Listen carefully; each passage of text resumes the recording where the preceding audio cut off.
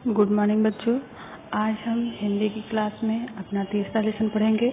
हमारा तीसरा लेसन है पवन दूतिका, जिसके रचनाकार अयोध्या सिंह उपाध्याय जी हैं। हम इनका जीवन परिचय एवं इनकी साहित्यिक उपलब्धियां जान लेते हैं। द्विवेदी युग के प्रतिनिधि कवि और लेखक अयोध्या सिंह उपाध्याय हरिऔंध का जन्म 1865 ईस्वी में उत्तर प्रदेश के आजमगढ़ जिले में निजामाबाद नामक स्थान पर हुआ था। इनके पिता का नाम पंडित भोला सिंह उपाध्याय तथा इनकी मां का नाम रुक्मणी देवी था। स्वाध्याय से ही इन्होंने हिंदी, संस्कृत, फारसी और अंग्रेजी भाषा का अच्छा ज्ञान प्राप्त कर लिया।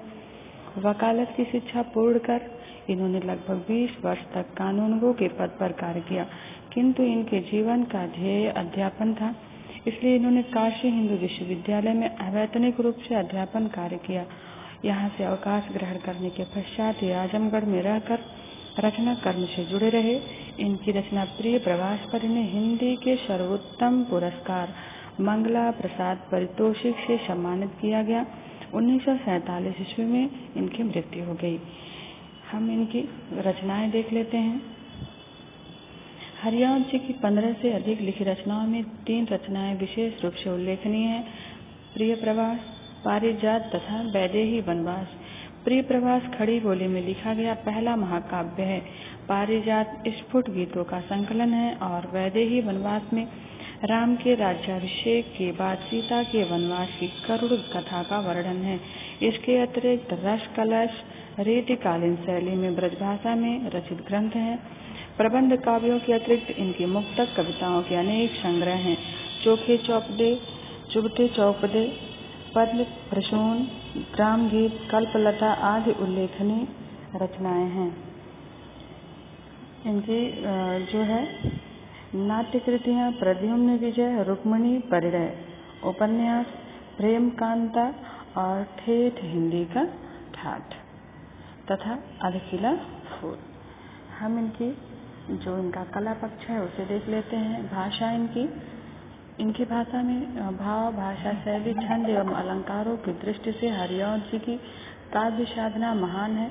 इनकी रचनाओं में कोमल कांत पदावली युक्त ब्रज भाषा के साथ संस्कृत निष्ठ खड़ी बोली तथा मुहावरेदार बोलचाल की खड़ी बोली के प्रयोग के साथ साथ सामसिक एवं अलंकारिक शब्दों का प्रयोग भी मिलता है। इसलिए आचार्य शुक्ल ने इन्हें द्विकलात्मक कला में सिद्धस्त कहा है। इनकी शैली, इन्होंने प्रबंध एवं मुक्तक दोनों शैलियों का सफल प्रयोग अपने काव्य में किया। इसके अतिरिक्त इनके काव्यों में इतिवृत्तात्मक, मुहावरेदार, संस्कृत निष्ठ, काव्यनिष्ठ, चमत्कारपूर्ण एवं सरल हिंदी शैलियों तथा अभिव्यंजन शिल्प की दृष्टि से सफल प्रयोग मिलता है। इनकी अलंकार और छंद योजना जो है, हरिऔंध जी ने शब्दालंकार एवं अर्थालंकार दोनों का भरपूर एवं स्वाभाविक प्रयोग किया है।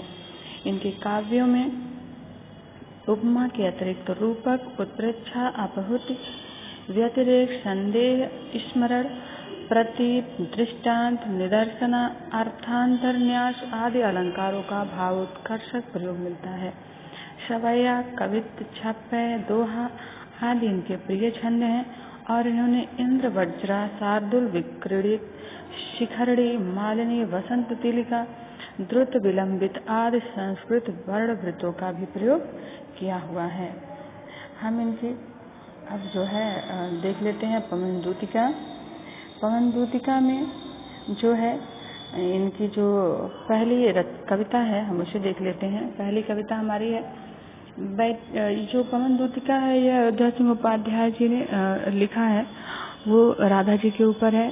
कृष्ण मथुरा चले गए हैं, उसके बाद राधा जी कितनी दुखी हैं और दुखी होने पे वो क्या करती हैं, पवन के द्वारा अपना संदेश कृष्ण भगवान को पहुंचा रही हैं।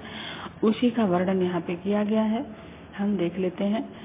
बैठी खिन्ना एक दिवस वे गेह में थी अकेली, आके आंसू दृग युगल में थे धरा को भिगोते, आई धीरे इस सदन में पुष्प सद गंध कोले, प्रातः वाली सुपवन इसी काल वातयनों से, संतापों को विपुल बढ़ता देख के दुखिता हो, धीरे बोली शह दुख उससे श्रीमती राधिका यों प्यारी प्रातः पवन इतना क्यों मुझे है सताती, क्या तू भी है कलुषित हुई काल की क्रूरता से।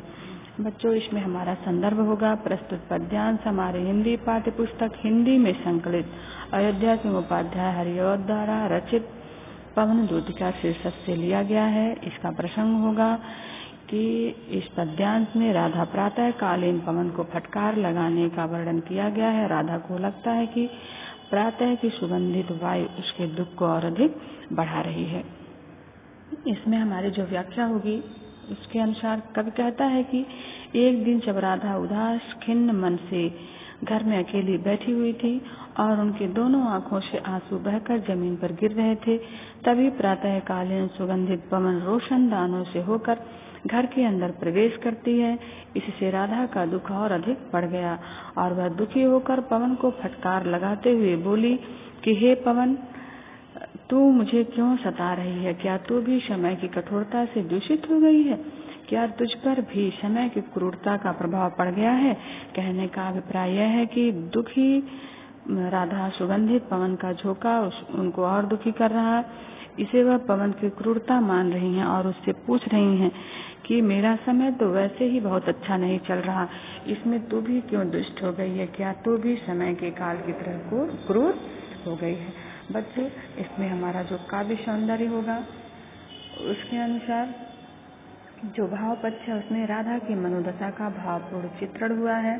रस, वियोग, श्रृंगार, कला पक्ष के अंतर्गत भाषा, खड़ी बोली, शैली, प्रबंध, छंद, मंदाक्रांता और अलंकार जो अनुप्रास तथा मानवीकरण है, क्योंकि हवा उससे राधा बात कर रही हैं तो यहाँ पे मानवीकरण हो जाएगा। गुण, प्रसाद और शब्द शक्ति अभिधा है।